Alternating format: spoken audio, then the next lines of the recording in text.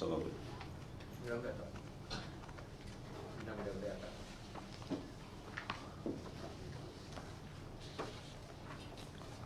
Bismillahirrahmanirrahim. Alhamdulillahirabbil alamin wassalatu wassalamu ala asyrafil mursalin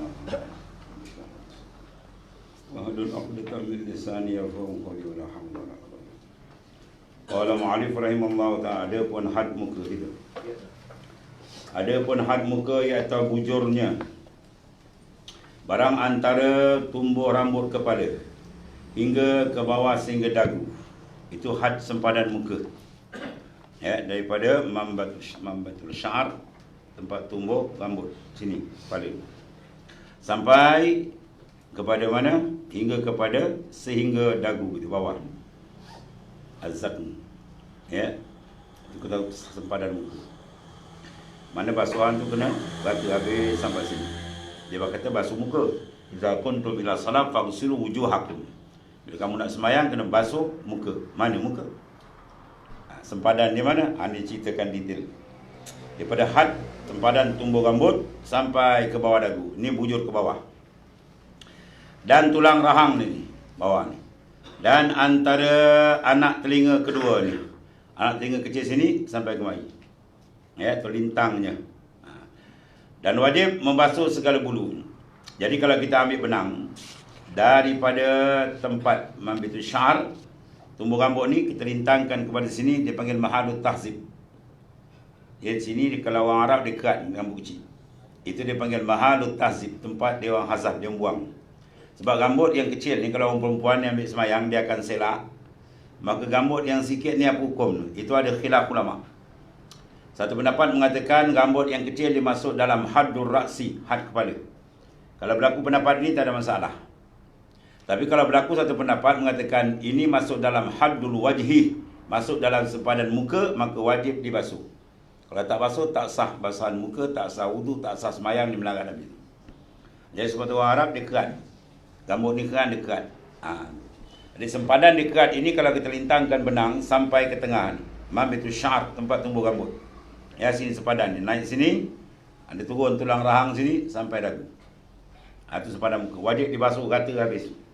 Ya, dia ambil semayang itu basuh bangun tidur. Ya, itu basuh muka bangun tidur. Dia kena basuh habis rata tu. Sekali rata itu dia panggil wajib. Walaupun basuhan tu 3 kali. Dia basuh 3 kali. Tapi baru rata, itu dia kira sekali. Sekali tu mana sekali rata, 2 kali 2 kali rata, 3 kali 3 kali rata. Basuh sekali rata tu wajib. Kalau kita basuh 4 kali baru rata, itu boleh kira sekali basuh. Wajib. Adapun basuh kali kedua kata itu sunat, yang ketiga 3 kali kata itu ialah sunat juga. Ya, atas list meninggalkan pada basuh muka, hukum dia adalah sunat. Paman zada au naqasa faqad asa au zalama.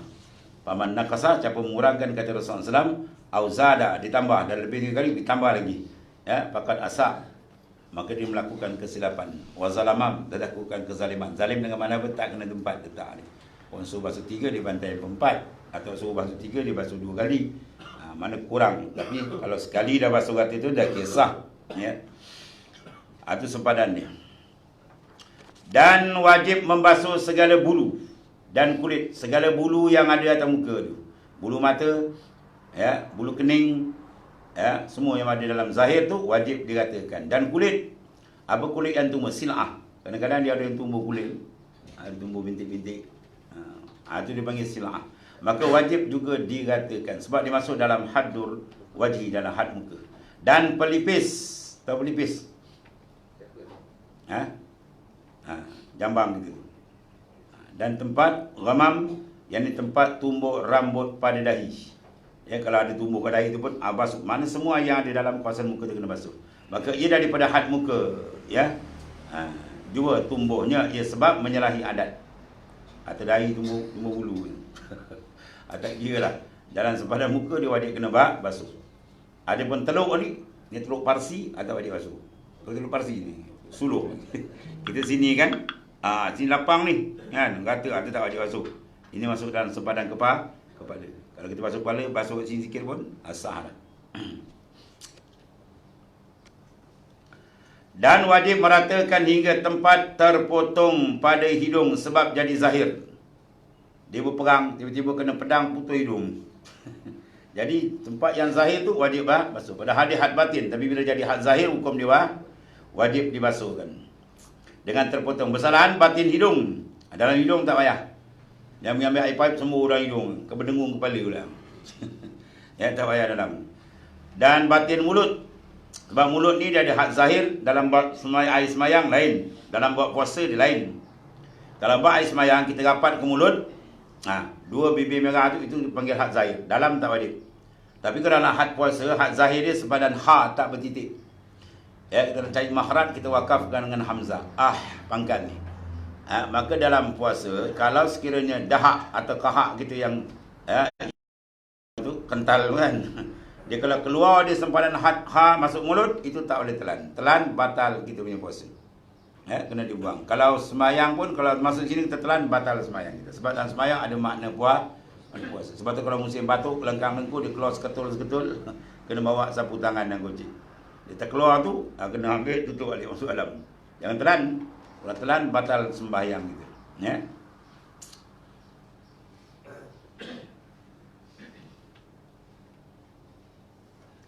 Maka tiada wajib membasuh dia. Batin mana? Batin mulut tadi itu. Dan batin mata. Ya, mata kita celik dalam tu tak wajib. Tak ada ambil semayang celik mata sembuh dalam. Wah. Nama berbina merah mati pun. Habis, dan kalau jadi zahir ia sebab terpotong hidung. Ya, dan kelopaknya sekalipun tak wajib. Takdirnya kulit kelopak tercabut tinggal bunyi mata atau tak wajib basuh sebab dia kekal had batin. Dan tiada sunat pula membasuh batin mata, tetapi makruh pula jika tidak memberi mudarat. Habis. Dan wajib membasuh dua pohon mata. Tahu dua pohon mata ni? Pangkal mata kita ni. Ini dipanggil dua pohon mata. Wajib membasuh dua pohon mata. Dan wajib disampaikan air ke bawah tahi mata. Kalau tahi mata dia kena buang. Ya, biar sampai. Ini semuanya tu tahi mata. Bila air tak sampai, hukum dia tak sah basuhan dia. Jika menegakkan sampai air ke bawah, wajib dihilangkan dia. Ya. Kita dalam bab ni ada dua jenis. Satu penghalang, satu tak menghalang. Yang menghalang dipanggil ain. Kalau yang tidak menghalang dipanggil asar. Kalau bolpen gitu tu kan, bolpen dawat cair tu, itu dipanggil asar. Maka asar tak ada masalah, air serap. Kalau ain bolpen tuan-tuan pakai biasa tu kan, bolpen yang kita pakai ni kan bolpen murah. Tebal tu, itu dipanggil ain. Maka air semayang tidak terus, wajib dibersihkan dulu. Ni lepas semayang dia pun doa, amin. Tengok 3 nombor telefon ni. 014 019 kan, nombor pejabat pun tu, jawab dia habis, kena bersihkan balik, pergi ambil semayang balik. Tak sah semayang ni. Sebab kita ambil semayang ada manik, benda yang menyekat sampai air kepada anggota wudu. Iaitu apa? Ain. Ain makna dia menyekat. Kalau asar, kesan, tak apa. Inai kalau yang lembut tu kan dapat bayangan dia, tu tak apa. Kalau setepek tu tak boleh. Kalau dia asar, dia tegap air. Kalau ain, dia tak serap air. Sabun Ustaz. Ya? Sabun mandi dekat kuku. Sabun mandi kuku. Sabun mandi dia basuh. Tebal tak? Tebal. Tebal kena buang. Ya? Kuku panjang macam jin. Kuku kena kerat lah. Ya? Bawa tarik kuku dulu. Jadi benda segala walhasil segala benda yang menyekat sampai air pada anggota wudu wajib dihilangkan. Pakai bedak, pakai wincu sampai 2 inci tiba. Bedak jaga tu. Bedak, kalau kita nak basuh muka, kena basuh bersihkan dulu. Kalau pakai apa nama tu, cat kan, cat. Orang cat rumah dia cat kuku, dah gila lagi. Besar gila. Tak ada kerja lain. Kuku dicat, maka tak sah mayang. Sebab air tak sampai. Dia kena kikis balik. Ya. Gambut dia dye. Macam-macam hal lain orang buat lain lagi juga. Dia dye gambut warna perang, warna merah, macam-macam rasa. Walhasil segala anggota tu, kalau sekat daripada sampai air maka tidak sah. Kalau gambut tadi tak sah, mandi wajib. Berat kerja. Bedak je ke? Kalau bedak dia tebal, kan? Dia ambil air semayang dia pun masuk. Dia terik aja tengok air apa. Dah putih ya. Air bedak. Dah hilang kemutlakan air. Sedangkan nak angkat hadas mesti guna air mutlak. Air mustakmal tak boleh. Ini dah berubah.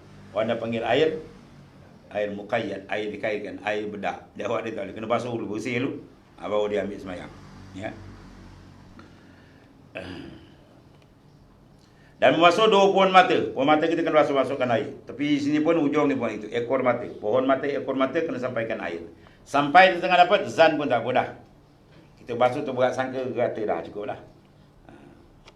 Namun payah nak jaga selam dan kepala dan kolang. Ini apa? Yakinan. Wah. Habis. Maka jika menegah sampai air di bawahnya, bawah tahi mata, wajib dihilangkan dia. Habis. Dan wajib membasuh bulu yang tumbuh pada muka. Seperti bulu pelipis. Ya, bulu mata. Yang 4. Tahu bulu mata 4? Atas bawah 2. Kiri kanan 4 lah. Habis dia kira lah. Sebab kita sempat kira ni. Kita banyak kira duit ni. Bulu mata yang 4. Dan bulu kening atas tu. Dan misai. Ya. Itu semua kena sampaikan air. Dan bulu kumis. Tahu bulu kumis? Jangkut sepat. Ini bulu kumis panggil. Dan tali tudung. Tahu tali tudung? Jambang, tali tudung. Kalau cari mana tali tudung tak ada tali. Ini orang panggil tali tudung. Jambang. Dan janggut yang dalam had muka. Yang tadi keluar ia daripada had muka. Janggut yang masuk dalam had muka ni. Kalau panjang sangat dah ke bawah, termasuk had muka tak ada lah. Maka perempuan yang ada baginya rambut pelipis yang panjang, ya, dicukurkan atau diguntingkan, pelipis dia panjang sangat, supaya mudah membasuh sekaliannya. Maka jika tiada dicukur, barangkali tiada terbasuh, melainkan pohon dia ada. Ini kalau berlaku pada pendapat mengatakan pelipis sentiasa dimasuk dalam had muka. Jadi kita potong senang. Tiada pada hujungnya. Kalau kita basuh begitu pada pangkal, hujung tak basuh. Kerana termasuk dalam maknanya sanggul, kan? Tolak ke atas, masuk ke atas. Pangkal dibasuh. Yang ujung masuk dalam had muka tak basuh, kat sah muka. Senang kita kerat sikit. Dan wajib membasuh segala rambut pada muka, zahirnya dan batinnya. Ya, zahir, luar, batin, pangkal itu. Dan batin, melainkan batin janggut. Janggut, kalau sekiranya ada tafsir. Kalau lebat, basuh luar saja. Nak tahu tebal tak tebal, dalam majlis tahatub. Majlis kita bercakap. Kalau bercakap, jarak kita berapa? Bukan dalam satu hasta itu depan. Kita pandang, nampak tak kulit janggut dia? Kalau kita bercakap, nampak. Maka hukum dia wajib kena basuh sampai pangkal. Kalau tebal, basuh luar saja. Macam janggut Afghanistan kan, tebal. Kita duduk dekat dia pun tak nampak kulit, nampak luar saja. Dalam basuh tu, memang dia basuh luar saja. Kalau mandi wajib tak boleh. Mandi wajib sampai semua sampai kepada kulit dalam dia. Ya, itu janggut. Kalau dia tebal, lain. Kalau dia jarang, lain hukum. Dan tali tudung yang tebal, jika tiada keluar daripada had muka lah. Kalau tak tebal, wajib sampai ke kulit. Ya. Kalau janggut dia tak tebal kan, jarang-jarang. Macam tiang elektrik, satu je. Maka hukum dia kena basuh sampai pangkal. Dan kata Syekh Mudabiri, dan hasil bahawasanya bermula muka, maka tiada keluar ia daripada had muka.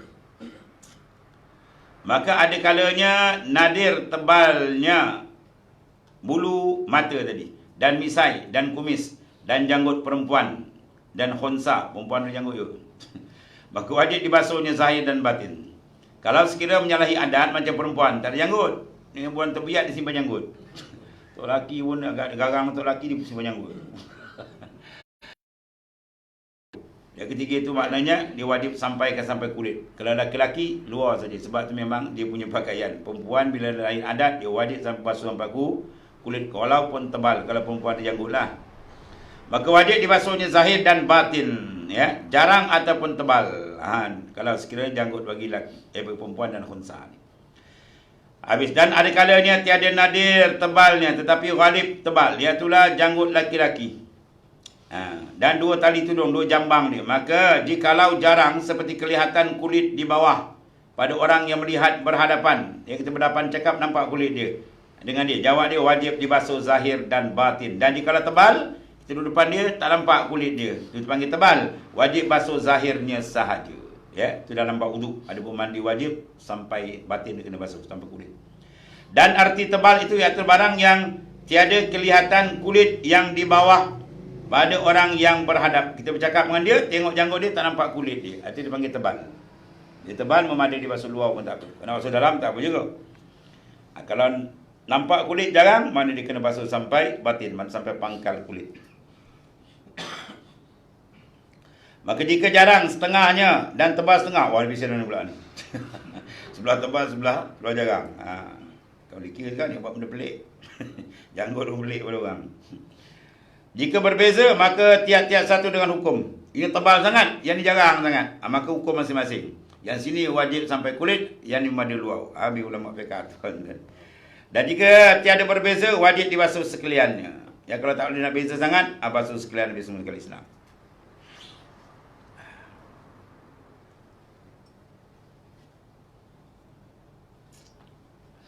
Maka jika keluar ia daripada had muka, ya, dan adalah ia tebal, wajib membasuh zahirnya jua, dan jika ada nadir tebalnya pelik sekalipun, ya. Dan jika jarang, wajib membasuh zahirnya dan batinnya.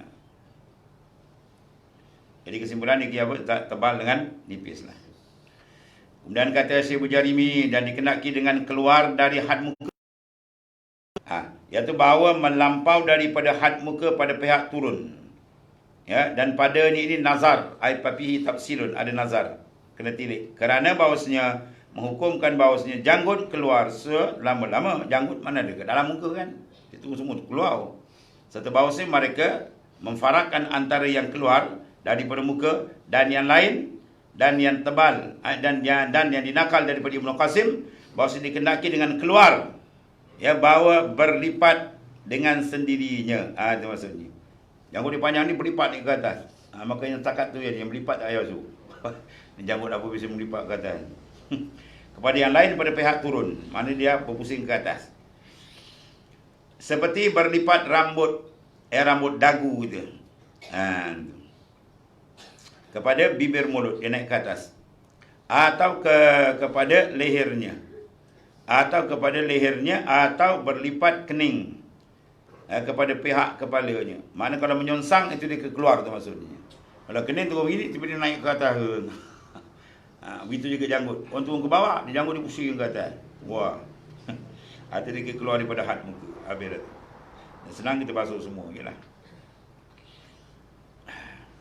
Satu masalah, wajib atas perempuan membasuh janggutnya dan tali tudung, jambang. Wah, tu lelaki tengok pun takut. Siap jambang, siap tali. Jikalau tebal sekalipun, demikian khunsa, mana khunsa muskil ni. Sebab apa? Kerana tebal keduanya itu nadir. Mana ada perempuan janggut kan? Maka bila kata dia ada, maka hukum dia macam tak ada juga. Ya, nadir wujuduhu kal adam.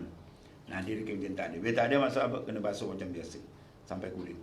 Dan sunat baginya menyukur. Kalau perempuan ada juga jenis kadang kadang tumbuh misai.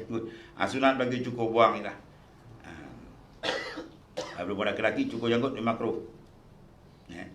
Tapi 4 mazhab mengatakan wajib menyimpan janggut, mengandam misai. 4 mazhab kan? Cuma Imam Nawawi dia mengatakan makruh kita cukur. 4 mazhab wajib dan kalau Hanafi lagi lah, panjang janggut dia. Sampai pusat, geli pusat. Syafi'i pakai satu qabdah. Genggam janggut yang lebih kerat. Itu mazhab Syafi'i. Habis. Kerana adalah keduanya kecelaan. Perempuan ada janggut cela nampak kan. Macam orang lelaki. Dan demikian lagi wajib membasuh segala daging yang tumbuh. Sebab muka tak habis kita. Daging yang tumbuh atas muka kita. Daripada had muka. Jikalau panjang keluar ia daripada had muka sekalipun, wajib dibasuhkan. Pangkal di dalam muka. Dia menjulur dah ke bawah dah. Wajib kena basuh semua. Maka dipaham daripada had muka, tiada masuk daripada had muka ialah tahzib. Tahzib tempat dihazab buang. Iaitu tempat tumbuh rambut yang jarang antara kepala tali tudung. Sini atas, jambang kita ni, kepala ni. Dengan nuz'ah. Bukan taza'ah, nuz'ah. Yakni suluh. Iaitu 2 putih yang antara keduanya. Ya, 2 putih antara kedua ni. Putih kan? Antara kedua, telinga dengan ni. Potong-potong itu. Iaitulah ada suluh sini, suluh atas ubun-ubun. Demikianlah 2 nuz'ah kerana kedua ni itu keluar daripada had muka. Ya. Daripada sini sampai ke atas ni kan, had muka. Ni dia panggil apa? Nuzah di kanan. Teluk. Itu tak termasuk dalam haddul wajhi, dalam had muka. Maka tahzib itu ialah barang yang diadatkan oleh perempuan. Perempuan Arab dan golongan asyraf yang mulia-mulia, dia mencabutkan dia. Rambut anak kecil dekat, supaya meluaskan muka dia. Dan kata si Bujarimi rahimahullah ta'ala, dan kerana inilah kata kil bagi syair, iaitulah rambut yang tumbuh itu dinamakan tahzib kerana dihazabkan, yakni dihilangkan. Sebab itu dipanggil mahadut tahzib. Hazab kan makna buang. Itu mana dihilangkan, dibuangkan. Dan menghadkan, yakni menghinggakan tahzib itu, iaitu bahawa barang yang dibentangkan tali. Sini dia. Dibentangkan tali, dihantarkan satu pihak di atas telinga. Kat telinga kita, dan satu pihak lagi keduanya di atas permulaan dahi kita. Sebab tumbuh rambut terik itu. Ya. Bersamaan dan dikendaki dengan di atas telinga itulah suku yang hampir kepada anak telinga tadi. Ya, satu juzuk yang dekat dengan anak telinga. Matazib itulah. Dan tiada berkendak dua daun telinga, bukan daun telinga atas ni kan. Kat sini dah di situ jadi. Dan dikenaki kepala telinga, bukan dindaki atas, dan dikenaki dengan kepala telinga ialah suku yang berbetulan dengan awal tali tudung pangkal tempat matazib tadi. Ya. Hampir dengan anak telinga. Dan tiada dikenaki dengan dia atas mana kopin telinga, bukan kopin telinga atas kan. Yang daripada pihak kepala. Habis diurai satu-satu. Kerana bahawasanya tiada ia berbetulan dengan permulaan tali tudung. Intaha bila kalam. Ya, si Bujarimi. Yang ini adalah dikendaki kepala pohon mana telinga, bukan kepala daun telinga. Ya, pangkal telinga ni. Telinga dah atas. Habis itu. Itu makna sempadan. Dipanggil haddul wajhi, sempadan muka yang kita perlu kena basuh habis semua sekali kata.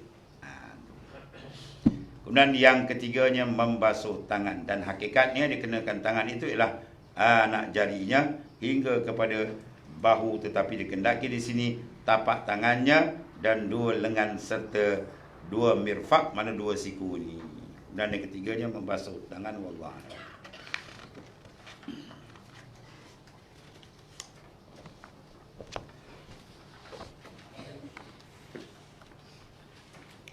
Bismillahirrahmanirrahim. Sahabat.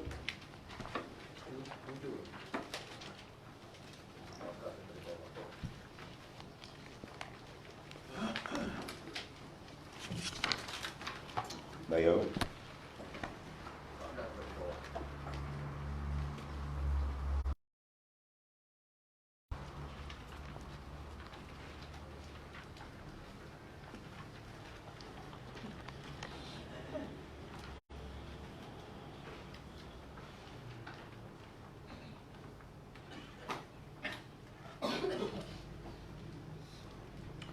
Bismillahirrahmanirrahim. Qala ma'alif qad sallallahu alaihi wasallam.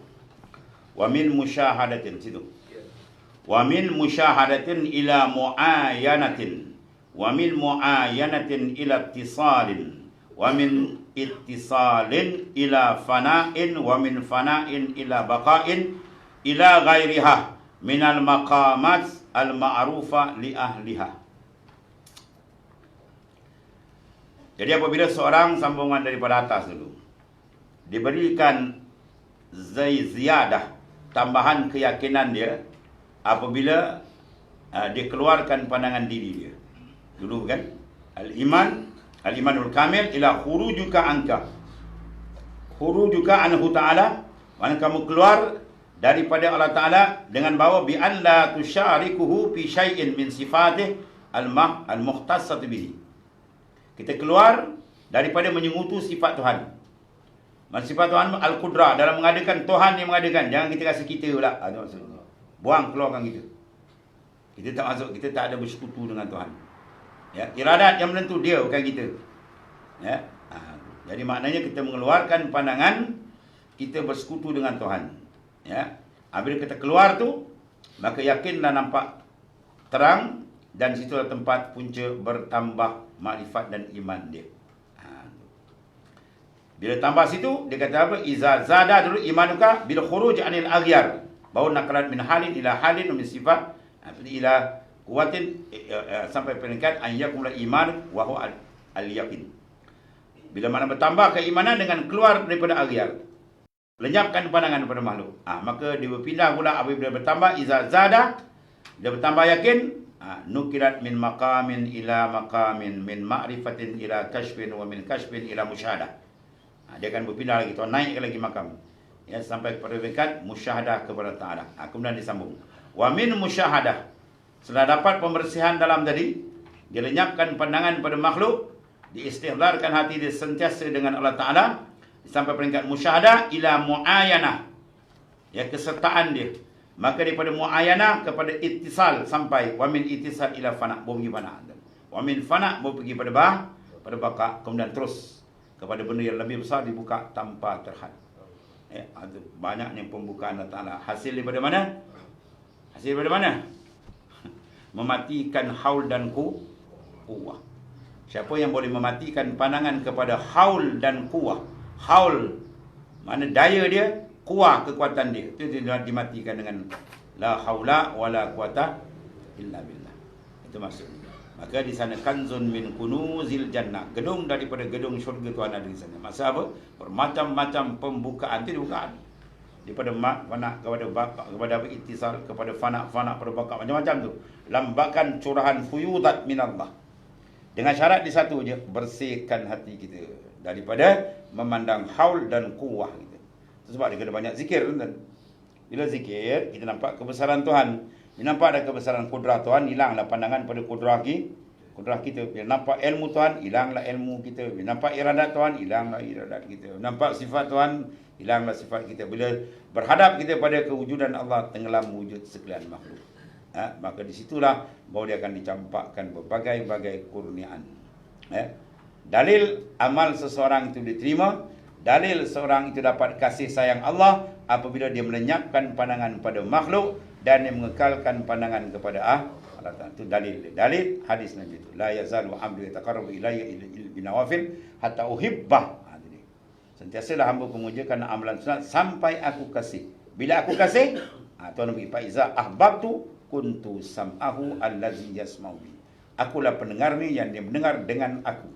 Dia berjalan dengan aku. Dia rasa itu. Mana bila dapat rasa ini, itu dalil seorang itu telah mendapat kasih sayang daripada Allah Ta'ala. Kalau tak dapat lagi, belum masuk lain. Ya, itu tanda dia. Sebab kena buang benda tu. Itu yang dia adakan apa? Kursus. Kursus.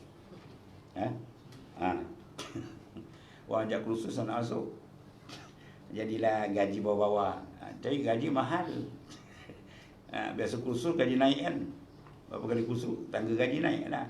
Kita buang gaji kursus, tangga makrifat dia naik lah. Naik makrifat dengan Tuhan.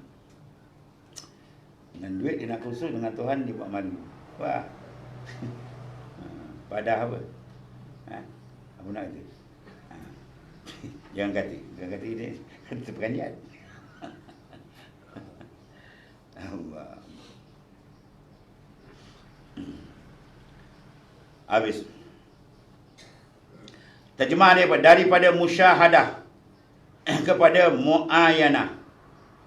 Daripada mu'ayanah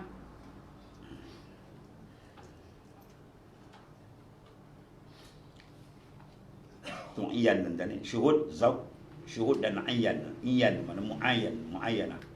Ya, mana terbuka mata dalaman dia tadi. Penyaksian dia dengan Allah Ta'ala. Yang disaksikan dengan pandangan dalaman dia tadi.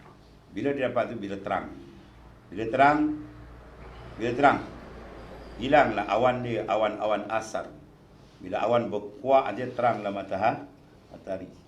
Kalau dia tutup, sampai gerhana oleh itu. Tak padam. Begitulah. Jangan gerhanakan iman kita. Dia ada terang. Maka buang pandangan awan-awan makhluk tu buang.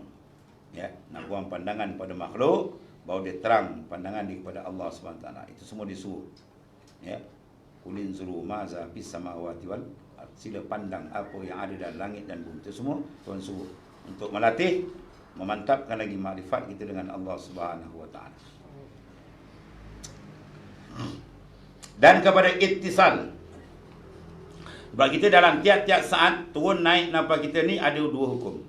Satu dia panggil ittisal, satu lagi infisal. Ittisal mana terrapatnya hubungan, terhubungnya hati dia dengan Tuhan. Bila dia ingat ke Tuhan, dia ada ittisal. Infisal bila dia lalai. Tambah-tambah lagi kalau buat maksiat, itu lagi jauh. Ya. Dia buat dia maksiat, jauh jarak dengan Tuhan. Lagi banyak maksiat, lagi jauh. Akhirnya gelap nak ingat Tuhan untuk dia dah. Ya, dia gelap hati nak ingat untuk dia. Ingat benda lain, dah tutup hijab dah terlampau tebal. Lepas tu jaga dan turun nafas naik kita ada hukum. Kita sedut nafas ada hukum, kita hembus nafas pun ada hukum. Bila diingat ke Tuhan maka dia rapat, bila dia lalai dia jarak jauh. Lepas tu kena tarik Allah, lepas pun Allah, Allah, Allah jalan di dalam itu.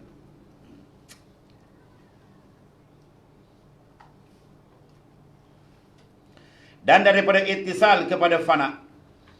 Ya, bila berlaku ittisal dia, usul pandangan dia kepada hadrat Tuhan, apa jawab dia? Fana, hilang. Ya. Bila dapat ittisal, dia satu kedahsyatan, gegaran hati dia dengan Tuhan. Itu maksud iza zikirallahu wajilat. Dia sampai taraf. Bila sampai kedahsyatan hati dia, ittisal memandang betul tepat ke Tuhan, hilang yang lain. Kedahsyatan ni lagi tak dahsyat dia tak hilang. Itu dalam hadis selalu disebutkan. Bila Nabi ceritakan kedahsyatan yaumil mahsyar itu. Dia orang dalam keadaan tak ada berpakaian. Sayyidina Aisyah kata mereka tak memandang satu orang ke lain. Kedahsyatan tu tak sempat nak pandang. Bayangkanlah. Kalau kita rumah terbakar ke apa, orang lalu tak ada pakaian, kita perasan lagi kan. Hei, kau ni apa kerja? Maknanya tak dahsyat lagi. Dahsyat dia hilang, tak sempat tu kan kedahsyat. Mana kedahsyatan tu akan menghilangkan pandangan lain. Begitulah kedahsyatan gegaran makrifat Tuhan jumpa. Pum, hilang. Dia terbuka aja nur makrifat, pum, dia hilang lain. Kosong kan. Orang suluk tahu sampai martabat zero. Dia zikir, dia akan angkat sab mi'raj hati dia sampai kepada nurun bilal launin. Dia panggil dalam hikam Ibn Atta' nurun bilal launin. Satu pancaran nur yang tidak ada warna. Sab di situ baru dia akan tajalli. Kosong. Hati kita dah tak nampak melainkan dia. Dia punya lazat habis. Panak yang lain. Itu kena masuk suluk dia tahu. Dia masuk suluk, dia masuk solok. Dia suluk dia tahu. Pum, terbuka. Ya, budak yang suluk adalah dapat 3 orang. Kejap. Situ punya lazat habis. Tutup pandangan dia nampak. Macam mana kita nak cerita lagi. Lepas zub, azwaq. Tariquna bil azwaq, la bil awraq. Dalam kitab Iqazul Himam syarah bagi Ibnu Ajibah, jalan kami ma'arifin ila bil azwaq, dengan rasa yang Tuan cempak. La bil awraq, bukan dalam lambaran kertas yang kita baca. Kertas ni semua, kita baca kitab ni ialah panduan supaya jangan terbabas. Tu dia. Tapi nak dapat dia kena rasa. Nak rasa dia kena buang rasa dengan makhluk. Nak buang rasa dengan makhluk macam mana? Kena bantai dia dengan bom. Dia bom, zikrullah. Tembak, pum, pum, pum. Baru dia tumpu, dapat konsentrate. Sampai peringkat tu. Allah. Bila ittisal dia banyak tuan ni. Kekasih jumpa kekasih macam. Jumpa di lain hilang tuan. Dia tak ingat kan. Hutang dia pun tak ingat. Dia hutang tak ingat. Jumpa mahbubah kan. Itu manusia. Mana besok jari dia kerat. Dia tengok Nabi Yusuf jari putus tuan. Tak perasan. Itu tarikan dengan Nabi Yusuf. Punya cantik. Itu makhluk Nabi Yusuf. Macam mana dengan Allah Ta'ala nak bayangkan. Lenyap habis. Tak boleh cerita tuan. Kedahsyatan pembukaan tajalliyat dengan Allah Ta'ala. Itu dia orang cari tuan sebelum khatam. Khatam umur tamat. Sebelum dia khatam. Sebelum padam, cari tuan. Usaha, gali habis-habis gali, daki habis-habis daki maknanya, supaya sampai. Sebab daripada ittisal fana. Ittisal ilal fana. Lepas fana lenyap, minal fana ilal baqa. Bila dia dah dapat memfanakan lenyap pandangan pada makhluk, ketika itu dia akan kekal dengan Allah. Sentiasa. Sentiasa. Apa sahaja dia pandang, itu menjadi cermin memandang Allah Ta'ala. Dia takkan pandang kosong tadi. Orang sampai makam baka ni, pandangan dia semua berharga dan bernilai tinggi di sisi Ta'ala. Dia tengok pokok, dia nampak Tuhan. Dia tengok laut, dia nampak Tuhan. Mana saja nampak Tuhan. Ini bahaya kalam. Bukan nampak dengan mata luar ni. Lihat dengan mata luar, nampak dengan mata dalam. Mata dalam itu dipanggil musyahadah. Musyahadah. Silakan syuhud dia dengan Allah Ta'ala. Itulah kalam Sayyidina Abu Bakar, ma ra'aitu syai'an illa wa ra'aitu qablah. Aku tidak lihat pada makhluk semua ni melainkan nanti aku dah lihat dia dulu. Lihat yang pertama dengan mata kepala, lihat yang kedua dengan mata dalam, basariah. Ya, dengan basirah, bukan dengan basar. Dengan basar siapa kata nampak Tuhan mata kepala waktu jaga kufur orang tu. Ya. La tudrikul absar wa huwa yudrikul absar wa huwa latifun khabir. Kamu tak boleh melihat orang dengan mata kepala di dunia ni. Tuhan yang melihat kita. Adapun lihat mata dalam, itulah disebut dalam hadis Nabi yang sahih, an ta'budallaha ka'annaka tara. Itu makam musyahadah. Fa illam takun tara fa innahu yarak. Itu makam muraqabah. Ya. Kemudian dia kata ilal baka ila ghairiha. Sampai yang lain lagi minal maqamat, daripada segala makam yang banyak lagi tentang ma'rifat dia li ahliha, yang ma'ruf bagi ahli dia. Daripada musyahadah kepada muayyanah, daripada muayyanah kepada ittisal. Wah, ni macam main bola pula. Dia passing gelis, dia passing gol kan. Kan? Dia passing dia gol. Ya, dia lepas kan. Back dia tak pandai jaga, zam, gol suci. Itu maknanya. Dia lepas-lepas daripada ikatan sup, masuk terus. Masuk mana? Hadrat ilahiyah. Ya, masuk dalam hadrat ketuhanan. Itu dipanggil ahlillah. Baru dia panggil itu ahlillah. Ya, waliullah. Allah. Kemudian syari.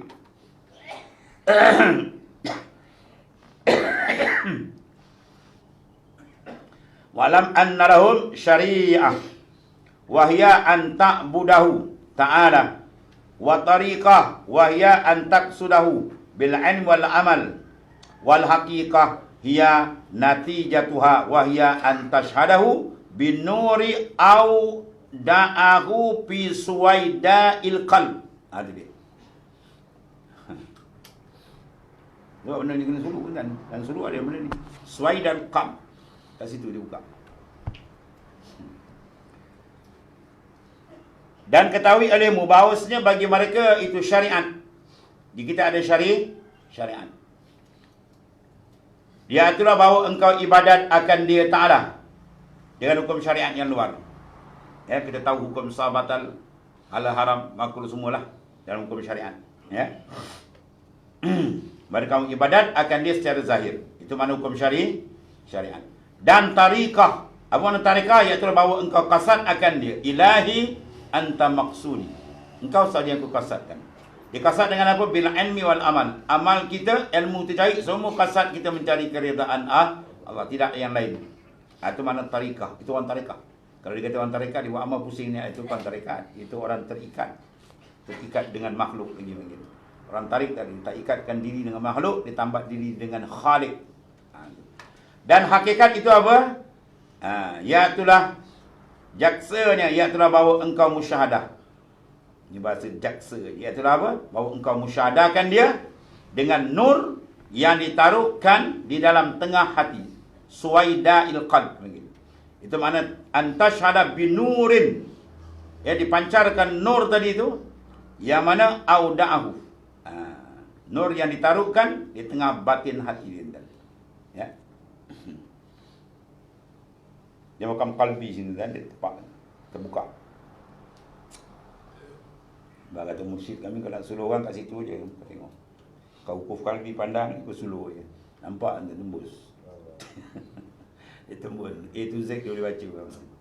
Itu dia panggil apa? Dalam hadis Nabi kata ittaqu firasatil mu'min fa innahu yanzuru binurillah. Takutlah kamu firasat orang mukmin yang kamil.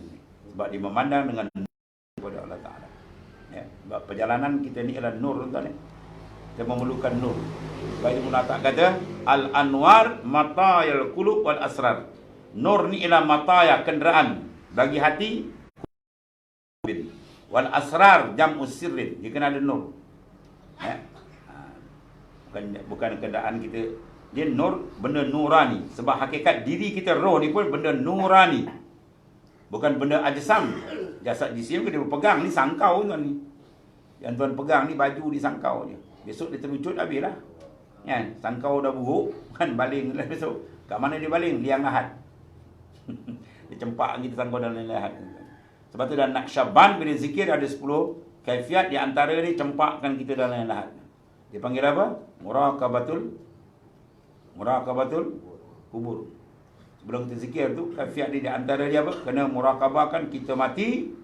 Bayangkan orang uruskan mayat kita, orang mandikan kita, orang kapankan kita, orang semayangkan kita, orang pikul kita, angkat kita, sampai letak kita dalam liang lahat. Sampai belaga hidung kita dengan tanah liang lahat, tutup kambus kita. Pup. Lepas tu baru kita muraqabah mursyid, kemudian start zikir. Bermakna apa isyarat tu? Nak berjalan ke Tuhan, pergi hantarkan unsur jasad dia. Ta'anu. Yang berjalan bukan dia. Yang berjalan adalah hakikat insan, diri kita. Dia nak berjalan ke hadrat Tuhan, ya, dia unsur nurani, berjalan dia dengan nur dia. Dia buka kampung. Itu kata Ibn Atta, al-anwar mataya. Nur ialah kenderaan. Sebab tu bila dalam sudut pancaran nur memang dapat nur ni macam-macam tu buka. Itu isyarat untuk dia pergi jauh lagi. Ya. Lebih lagi kena masuk kursus. Tak ada kursus untuk dia buka. No way. Habis tuan-tuan ni. Buat yang buat kan dalam kan. Jalan surun semua yang buat arif billah. Orang yang dah sampai ke hadrat Tuhan. Itu jalan dia tuan-tuan. Ya, dia nak sampai kena ikut jalan dia lah. Naiklah bas dia, kenderaan dia. Kata naik tu jalan kaki lah. Sampai tak sampai wallahu a'lam. Ya. Nak berjedak tangga makrifat yang sebenar. Nak dapat lazat yang paling hebat dengan Allah SWT. Nak memadamkan pandangan makhluk bukan senang kan? Ya. Nak memadam pandangan makhluk dan batin hati bukan senang. Kena masuk dia perap dia, titik betul-betul. Ya. Titik dia. Haddid basarul iman bil syuhudi wal muraqabah. Ya, bil syuhud, haddid, tajamkan pandangan iman basirah dalam kamu. Dengan apa? Muraqabah. Dan musyahadah akan hadrat Tuhan. Kena tajamkan. Kalau tak jalan tumpul. Tengok makhluk nampak makhluk tu tumpul. Dia tengok makhluk zoom hati dia mi'raj ke Tuhan. Tu baru dia tajam. Ya, dia buka. Mata luar buka, mata dalam serentak. Baru dia tajam. Ini buka mata luar, mata dalam kelah tidur. Ya, tebal tak mata. Tak nampak hadirat Tuhan. Jauh. Allah. Anak ada orang lain. Allah. Ya. Carilah tuan-tuan ni. Habislah tu. Dia kata bin nur dengan nur auda'ahu fi suwaida'il qalb. Yang nur yang Tuhan cempakkan dalam batin hati tengah mata dan hati. Untuk dia apa? Tajalli buka. Sebab tu dalam Quran sebut nur afaman syaraha sadru lil Islam fa huwa ala nurim mir rabbi. Itu nas Quran ada nur.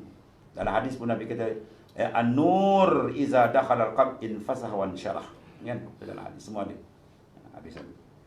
Kemudian dia kata wa in kullu batin ya lahu zahir wa aksuhu wa syari'ah zahir wal haqiqah wal haqiqatul batin wa huwa Allah.